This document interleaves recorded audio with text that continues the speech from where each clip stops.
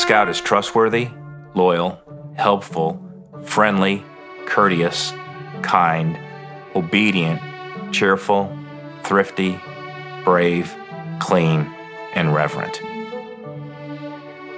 I think that Frank Tsuru and his family are living examples of scouting. He sets a very high tone of moral character and integrity in his office, and he models that. I mean, he is absolutely focused in doing things right, but he's even more focused in doing the right thing. When Frank Tsuru tells you something about a pipeline or a facility that he's going to build, the people who would be his clients and his customers can rely on that because of his honesty. And he's built that reputation over the last 10 years. My upbringing was a little bit different than most baby boomers, if you will, in the 1960s and 1970s. We had an upbringing that was laced in the Japanese culture. The Tsuru family immigrated to the U.S. around the turn of the 20th century. For 30 years, they established a life, business, and family in this country.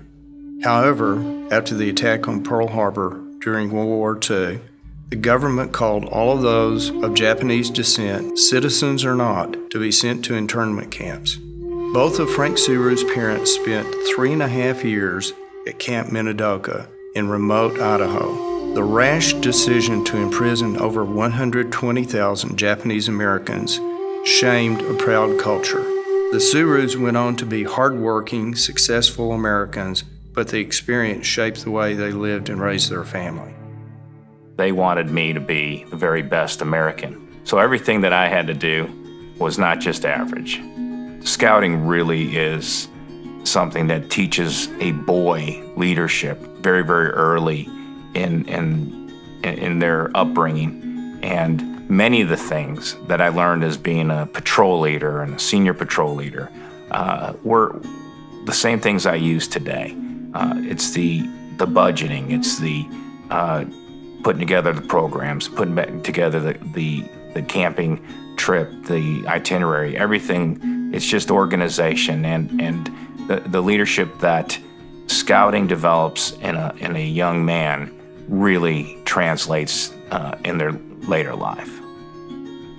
He is a Boy Scout through and through, and to me, the way he lives his life, his character, his tenacity, his work ethic, his sacrificial living, all exemplify the values that obviously were built into him through his scouting experience. So to me, he's sort of the poster child of scouting. I don't know of any families that have come into Houston within the last 10 years that have had as much of an impact on Houston overall, not just on the Boy Scout Council, but other charities. When you receive your Eagle Award, that's the first step. And then once you're an Eagle, you're always an Eagle. And then it starts the process of giving back. And that started back when I was 18 years old, 1978. Since then, I've always remembered that you have to give back. He and Stephanie live with a sense of great gratitude that with that incredible blessing in their lives comes enormous responsibility. Jesus said, "To whom much is given, so much more is required." When Stephanie and Frank moved in next door to us in 2009, our oldest daughter had just begun teaching at Yellowstone Academy, which is an inner city school, Christian school in the 3rd Ward. They have a annual breakfast every year, and Stephanie and Frank went as our guests. And this is 2009, and fast forward a couple of years, Frank is chairman of the board of the organization, and Stephanie is very involved there.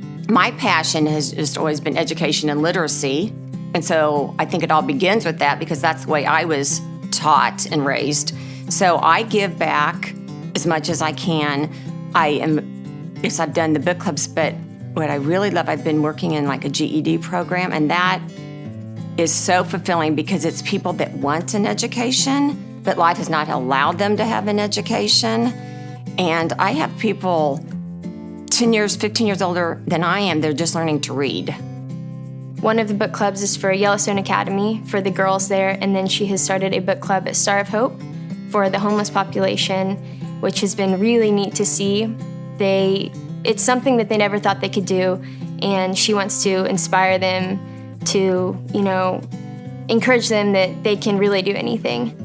We were in the midst of closing our capital campaign for Yellowstone Academy, and as I was just getting to know Frank, I had reached out to him and asked if he would prayerfully consider a gift to help us close out that campaign. And after several days of questioning me and interrogating me on the return on investment of that gift and really understanding how it would be applied, he called me one afternoon. I was sitting in the office, and he said that he and Stephanie wanted to do something. We need to give back, and we need to steward God's money. And that's how we look at it. But you don't look at it just by writing a check and walk away. That's the easy part. Writing a check and walking away is the easy part. The more important part is studying the organization in which you write your check to, and then being all in with that organization.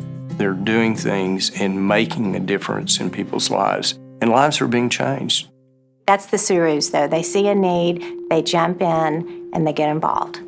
We go on a trip called Camp Life with the organization I work for called Family Legacy, and we go to Zambia and we serve orphans, and he's incredible with those kids. He loves them in a way that's inspiring. He came back from Zambia. He goes every year for 2 weeks, and there was a young man who he had mentored and followed over the course of several years, and he took Frank by the hand, and they led him through the slums of Zambia, and they talked about Jesus Christ to other people, trying to convert them to the faith. And Frank telling that story to me became emotional. His eyes welled up, and you realize that who Frank is genuine, and it's deep, and it's to the core.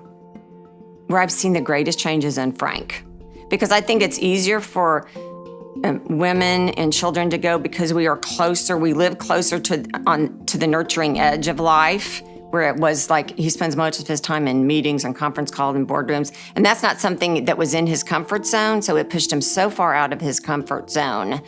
But by having him come more into the nurturing side and it kind of softening like the rougher edges for him, I think it really further bonded us as a family. Everyone in our family's involved with this mission. Our son and daughter-in-law, they sponsor a great little boy that we met down there. We continue to meet. His name's Gilbert, and they write and they enjoy each other very much. Our daughter Kylie, she works for Family Legacy, and she's down there for many weeks per year. And Bailey spent the summer there on the summer staff. And so our family's all in down there in Lusaka. We're very excited about that. And many times you think, wow, what should we do for a family vacation? Should we go to Europe? Should we go skiing? Should we go whitewater rafting? Well, that discussion doesn't happen because our summer vacation happens to be in Lusaka, Zambia, serving orphans. He had a very close family unit when he was younger, and he lost his mother at a young age and lost his father when he was fairly young as well. And I think that kind of that drove him to keep our family very close and make sure, regardless of what we have going on, externally outside the family with business and all these other things that we strive to keep everybody close and stay in touch and just to continue to develop our family values. My dad, when he was there, he said, "It is so cool to see you and your sister doing the work for the Lord that, there's a lot of college-age girls out there doing study abroad in, Amsterdam, doing who knows what, but you're here in Zambia doing the Lord's work." And just hearing him, just the pride that he had in me and my sister was really neat, because I just want to be like, well, you're the one who's inspired this. You're the one who has, pushed us to conquer our dreams. We know that the process of giving back also requires going out on a limb. When Frank was chairman, I think his greatest achievement was working with the Strike family to sell Camp Strike and then to locate another spectacular camp that is isolated. It's surrounded on 3 sides by a national forest, and we think that it's going to be the real camp of the future for Boy Scouts. And so I would think that one of the things of a lasting memorial, if you will, to Frank is his participation in the creation of the new Camp Strake. And I really do believe future Scouts are going to appreciate Frank Tsuru for what he's done there. He doesn't really just touch the surface. If he's going to be involved in something, he's going to get in the mess of it all and really be involved in it. And that's something that we all try to do, which is a big reason that I now work in orphans ministry. I didn't want to just volunteer. I wanted to be in it, and that's my life. And I owe a lot of that to my dad. We're just so happy to be able to go out and do stuff like this because it's very humbling to us also because you know we're given so much, but there's so much that needs to be given in return. And so it's really neat to go as a family, and then after we come home and we'll pick up Whataburger on the way home, and we just sit here and we talk about it, and we're just like, we're so lucky, and we're so lucky because of what my parents have done for us. Seth and Frank have a really strong bond. They're a lot closer than a lot of biological father's sons that I know. It just seemed natural, really, to take their last name and give our new one coming along the Tsuru last name. That is the greatest of our family. We have a tremendous love for each other. I find it extremely rewarding to be able to see how our family is, and I don't compare it to others, but I know that that it could be a lot worse for sure. And we are very, very blessed to have a family that is together, that loves each other, and we don't have the problems that some others do.